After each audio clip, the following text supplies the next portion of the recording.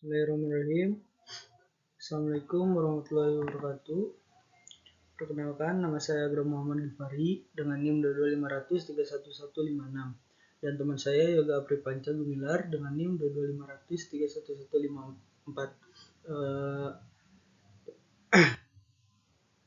Terima kasih kepada Bapak dosen pengampu yaitu Bapak Prima Sukmayuwana dan kepada Akang Ahmed selaku asisten dosen yang telah membimbing kami di pembelajaran struktur baja lanjut ini.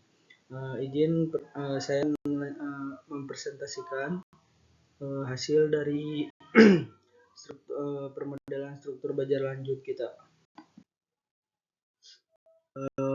Pendahuluan dengan data perencanaan kantor Julai, lokasi Kota Bandung, kategori resikonya 2, metode analisisnya direct analysis method dengan ETABS. Sistemnya yaitu kita memakai SMF, SCBF, dan IBF. Material baja ASTM A36 dengan EFIL 250 MPa dengan baut A325. Batasan tidak ada ketidakberaturan, diagram rigid. Di sini ada soal tipe nomor 2, tipe soal denanya tipe 2 dengan kelompok kita itu kelompok 7 dengan SMF-nya yaitu RBS dengan CBF-nya dan satu lagi IBF-nya tipe 1. Lanjut. Wilayah Bandung dengan klasitus D sehingga didapat parameter gempa yang disajikan pada tabel berdasarkan parameter-parameter tersebut. Bangunan masuk dalam kategori desain seismik tinggi. Untuk itu, kita diperlukan portal penahan gempa untuk menahan dan memikul gaya lateral akibat beban gempa.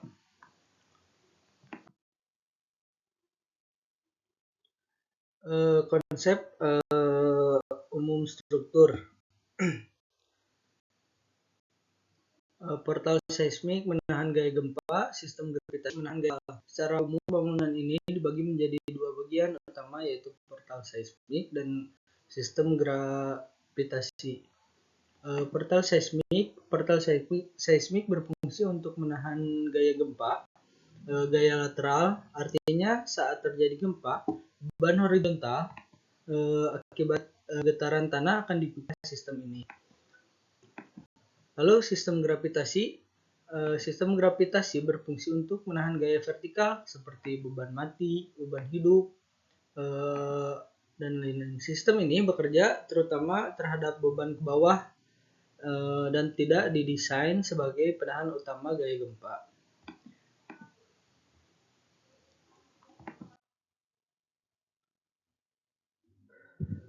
Boundary condition.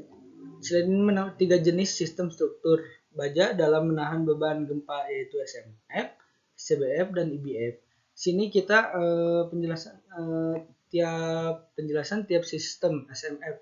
Special Moment Frame di sebelah kiri ini tidak menggunakan pengangku bracing. Kekuatannya murni mengandalkan sambungan kuat antara balok dan kolom. Cocok untuk bangunan yang butuh ruang terbuka luas. Lalu ada SCBF, Special Concentric Calibrate Frame di tengah. Yang di tengah kita menggunakan bracing menjelang. Sistem ini sangat kaku dan sangat efektif menahan goyangan. Namun ruang gerak di antara kolom menjadi terbatas karena adanya bracing. Lalu ada IBF di sebelah kanan ini adalah kombinasi ada bracing tapi tidak bertemu di satu titik, yaitu ada celah atau link. Celah ini berfungsi sebagai sekring yang akan rusak lebih dulu saat gempa untuk melindungi struktur utama.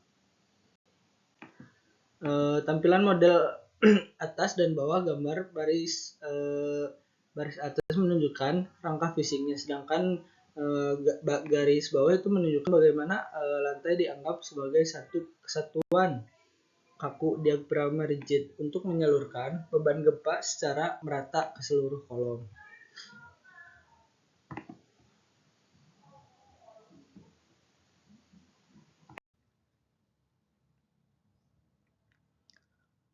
Kita lanjut. Pada slide ini ditunjukkan penerapan rilis pada sistem SMF dengan RBS, kemudian pada sistem SCBF dan juga IBF yang masing-masing memiliki perilaku gempa yang berbeda tentunya. Pada SMF dengan RBS ini, sambungan balok kolom tetap dimodelkan secara kaku tanpa rilis momen, karena sistem ini memang dirancang sebagai rangka momen. Mekanisme plastis diarahkan terjadi pada bagian balok yang kita reduksi penampangnya, atau RBS itu, bukan di muka kolom, sehingga prinsip strong column weak beam tetap terpenuhi. Pada SCBF, gaya gempa utama ditahan oleh bracing dalam bentuk gaya aksial. Oleh karena itu, balok biasanya diberi rilis momen agar tidak terjadi sebagai rangka momen dan beban lateral benar-benar disalurkan ke bracing. Sedangkan pada IBF, deformasi inelastik dikontrol agar terjadi pada elemen link, yang dimana elemen link ini sebagai disipator energi. Jadi pengaturan koneksi dan rilis dilakukan untuk memastikan plastisitas terkonsentrasi di link itu. Sementara kolom dan brace didesain tetap elastis, jadi penerapan rilis ini bertujuan mengontrol mekanisme keruntuhan agar sesuai dengan konsep desain masing-masing sistem.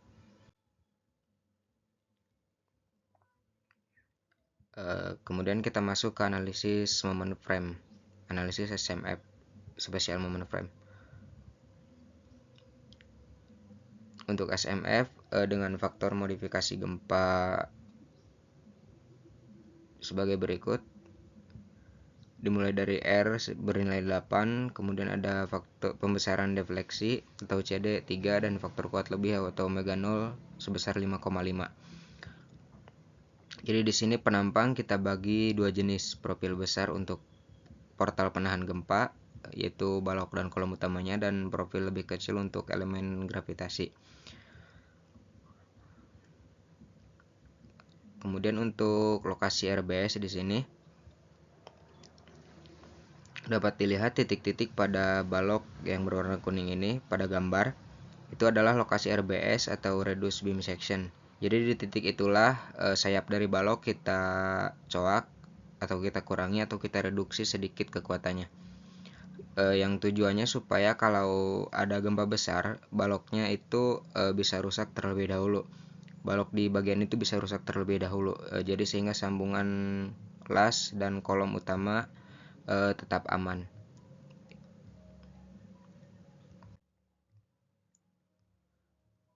Pada slide ini kita bisa lihat detail teknis dari sambungan RBS ini. Jadi RBS ini terletak di ujung balok yang dekat dengan muka kolom yang kita sengaja reduksi tadi.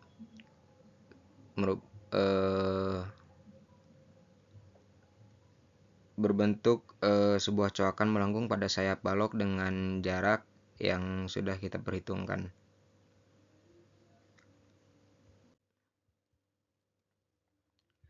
Untuk slide ini menampilkan detail sambungan geser antara balok ke sayap.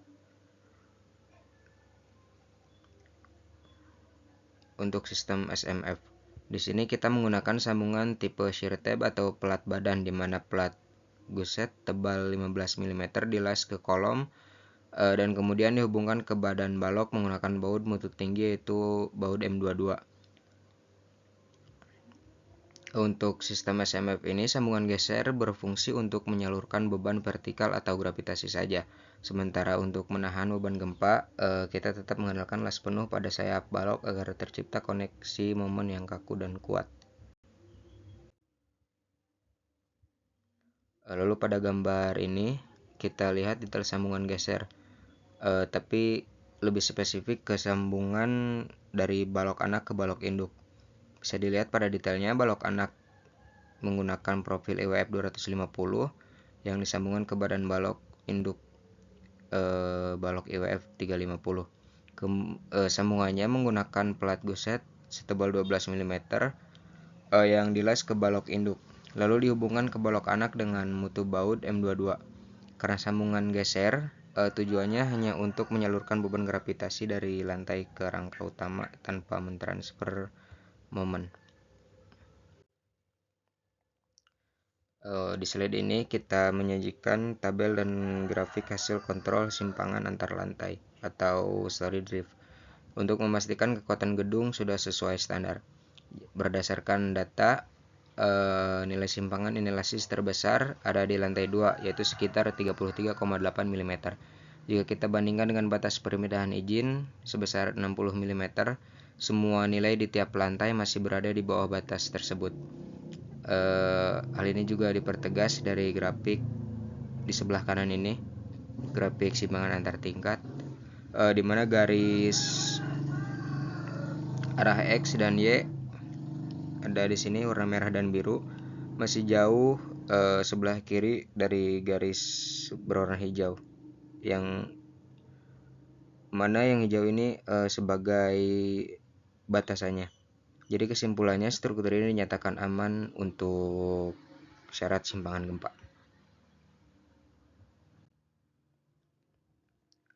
Terakhir untuk SMF ini kita masuk ke pengecekan pengaruh P-delta untuk melihat stabilitas struktur akibat beban vertikal dan simpangan samping.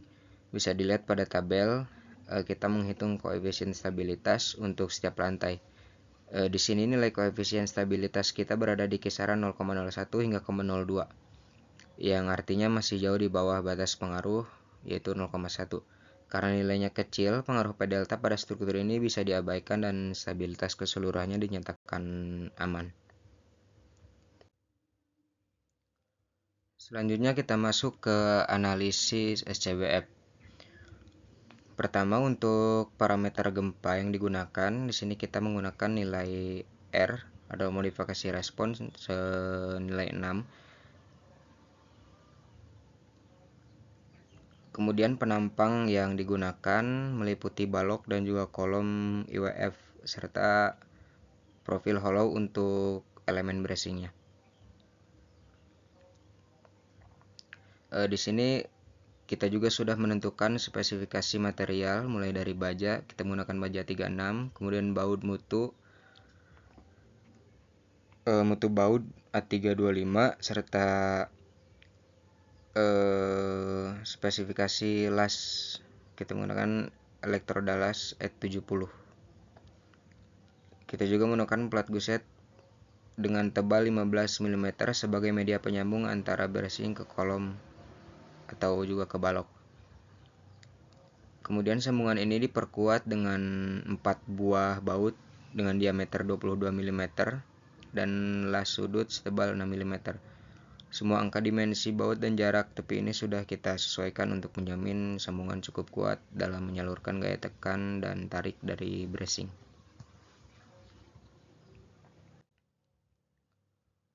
Nah, pada slide ini kita melihat gambar desain sambungan untuk sistem SCBF mencakup 3 tipe detail sambungan geser. Pertama, di sebelah kiri di gambar pertama, jadi ini adalah detail sambungan balok ke web kolom. Sini kita menggunakan plat guset setebal 18 mm dan baut M27. Di gambar kedua ini, bagian tengah adalah sambungan balok ke flange kolom dengan spesifikasi material yang serupa. Dan untuk yang terakhir, gambar sebelah kanan ini adalah detail sambungan balok anak ke balok induk yang menggunakan profil lebih kecil tentunya, yaitu plat guset 12 mm dan baut M16. Pada sistem SCBF, sambungan balok ke kolom ini didesain sebagai sambungan geser atau sendi. Artinya sambungan ini fokus menyalurkan beban gravitasi saja, sementara untuk seluruh gaya lateral akibat beban akan dipikul sepenuhnya oleh elemen bracing. Nah, untuk di sini menampilkan tampak depan desain sambungan SCBF antara kolom dan balok. Bisa kita lihat elemen utamanya adalah bracing diagonal yang dipasang secara simetris berbentuk huruf V terbalik. Bracing ini dihubungkan ke balok dan kolom menggunakan plat guset setebal 15 mm dan juga dengan baut M22.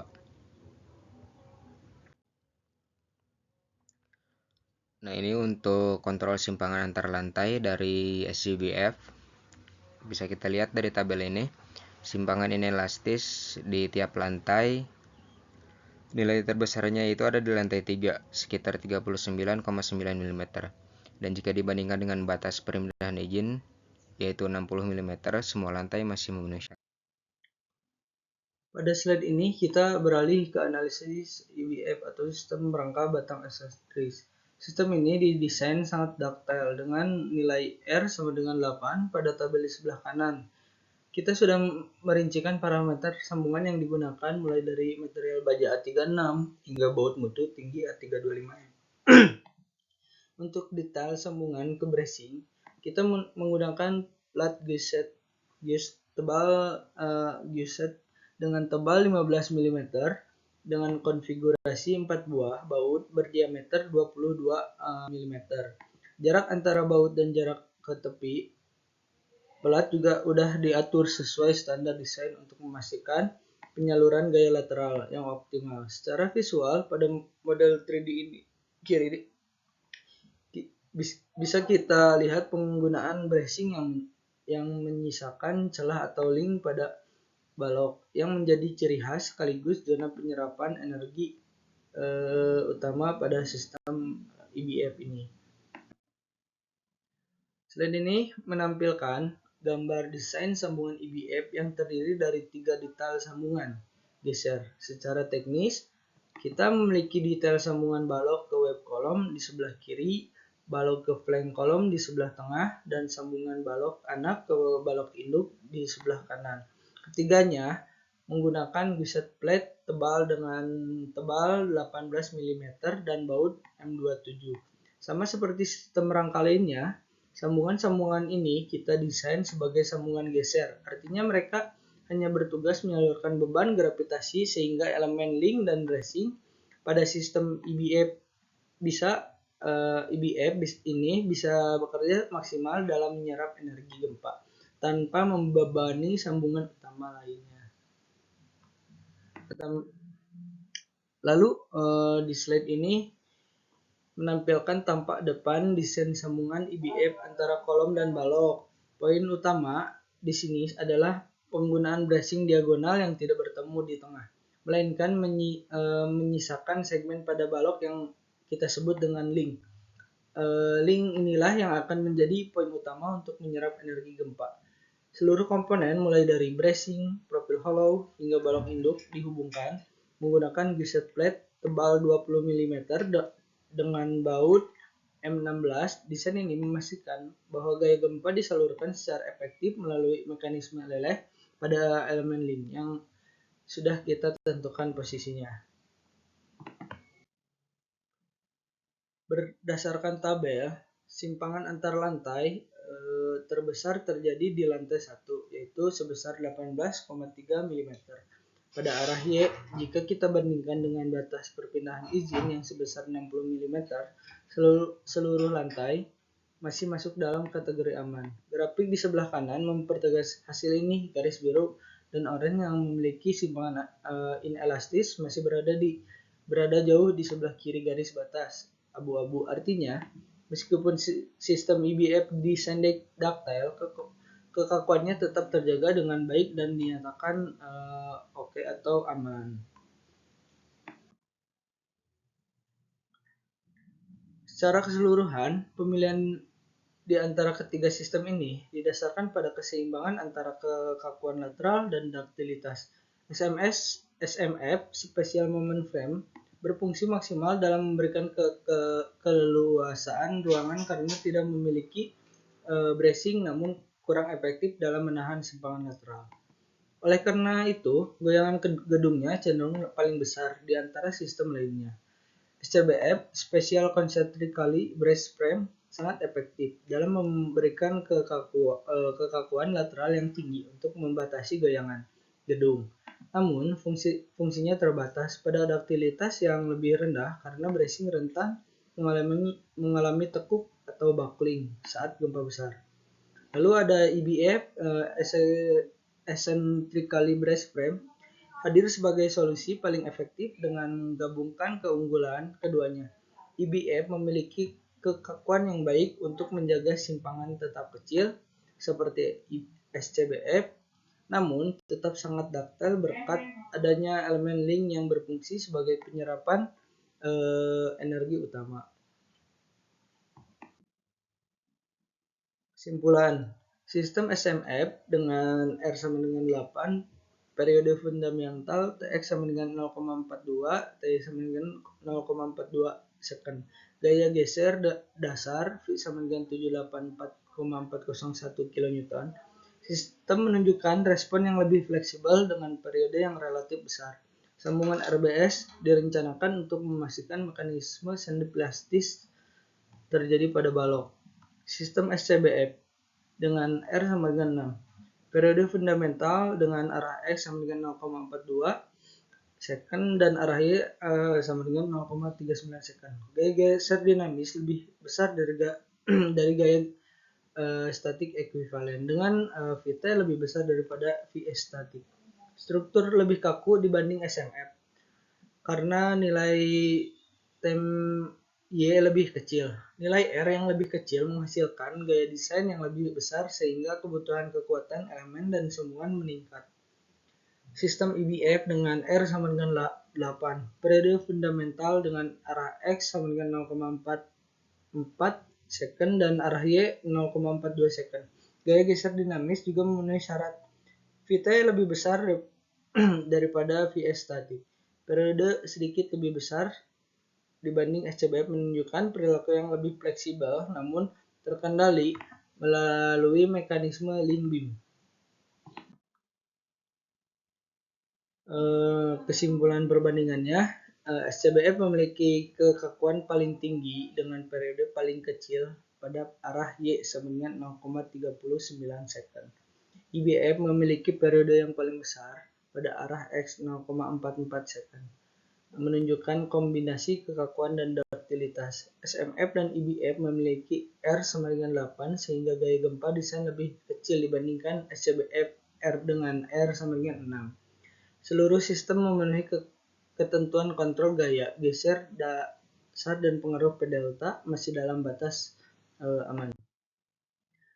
Sekian dari kelompok saya. Mohon maaf bila banyak salah. Wassalamualaikum warahmatullahi wabarakatuh.